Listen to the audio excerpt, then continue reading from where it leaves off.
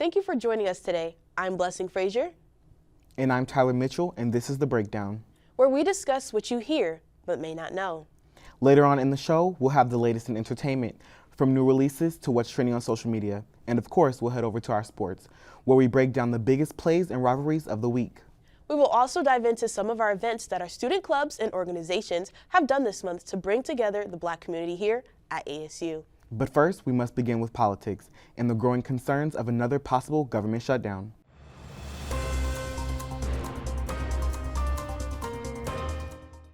Congress is once again racing towards a critical deadline.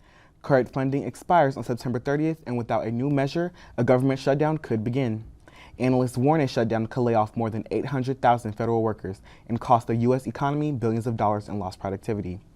Earlier this month, the House passed a stopgap funding bill to keep federal agencies running through November 21st.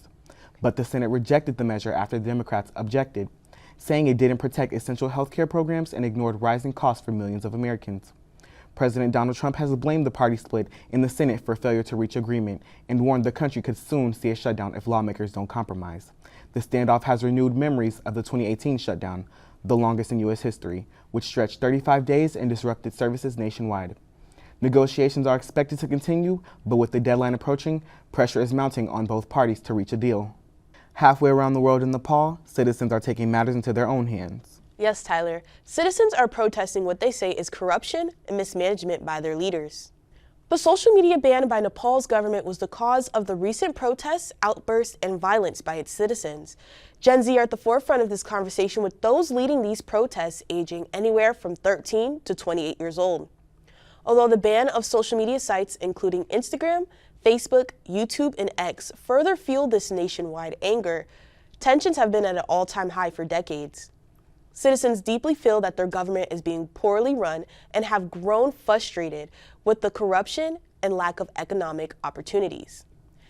This caused citizens to take matters into their own hands. Tragedy struck earlier this month when a high-profile political commentator was killed during a public event. Tyler joins us again with the details. In national news, conservative commentator Charlie Kirk, co-founder of Turning Point USA, was fatally shot on September 10th while speaking at Utah Valley University. Police say the 22-year-old suspect, Tyler Robinson of Utah, is now in custody facing aggravated murder charges.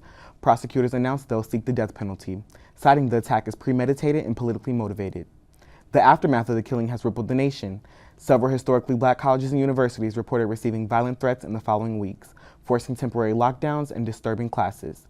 Federal authorities are now investigating, but so far have not confirmed any direct connection between the threats and Kirk's death.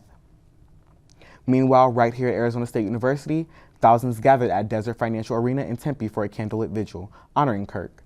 The event, organized by ASU College Republicans and Turning Point USA, included speeches urging student activism, voter registration, and keeping Kirk's memory alive.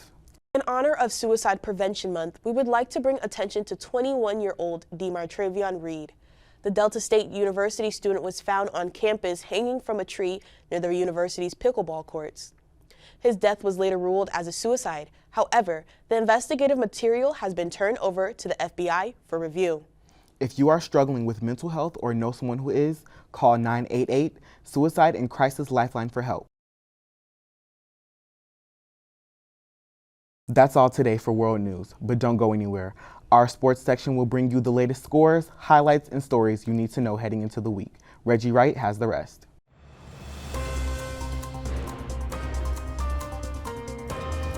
September brings the end of some sports seasons and the beginning of new ones. The NFL made its return earlier this month, and you know what comes with it. Fantasy teams being selected, parlays being built, and depending on what team you root for on Sundays, hope or despair for the 17 weeks ahead.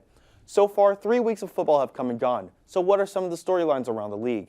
Starting with the Super Bowl champion Philadelphia Eagles, they are currently flying high in the NFC East, being one of the 6 teams to still have a perfect record.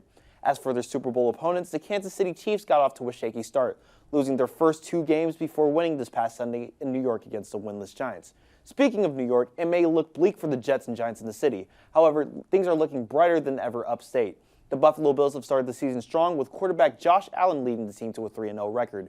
Making indoor winners include Eusebio in 1965, Ruud Hoyland in 1987, George Weah in 1995, Rivaldo in 1999, and the Brazilian Ronaldo in 1997 and 2002. That's all I have for sports. Still ahead, we have entertainment from music to film. We'll catch you up on what's buzzing right now, and reporting for The Breakdown, I'm Reggie Wright.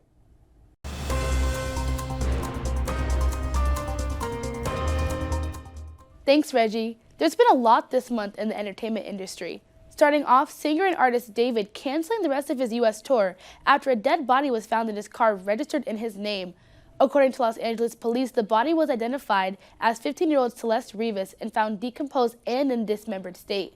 Speculation surrounding the singer that he may have known or had a previous relationship with Rivas, connections being made on social media to his music.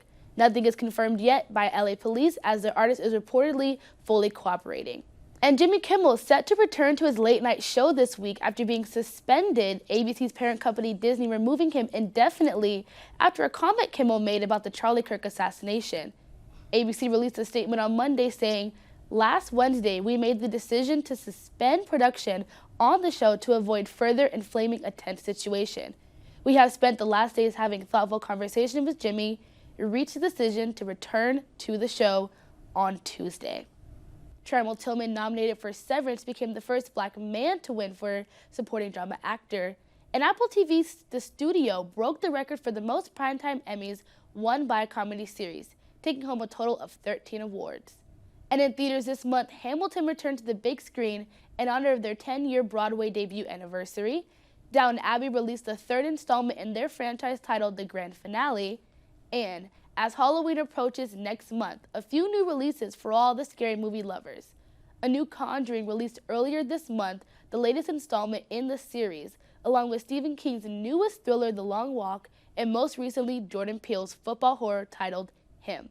Well, that's all for entertainment. Thank you so much for watching. Reporting for The Breakdown, I'm Serenity Reynolds. Back to you, Blessing.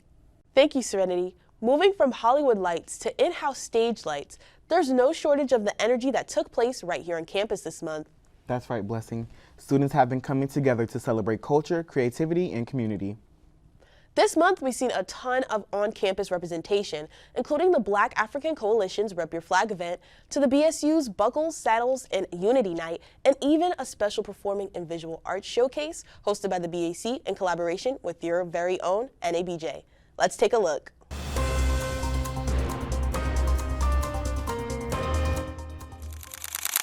Rivalry revival! Carry on!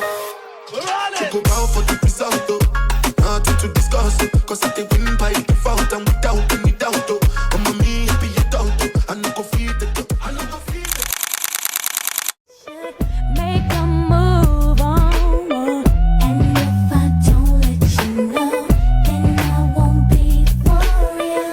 I could be wrong, but I feel like something could be going on. The more I see you. I got my boots on the ground. Yeah. I got my boots on the ground. Where the fans at?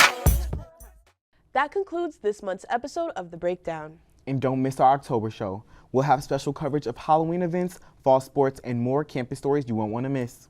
Until next time, I'm Blessing Fraser. And I'm Tyler Mitchell. Thanks for letting us keep you informed, and see you soon.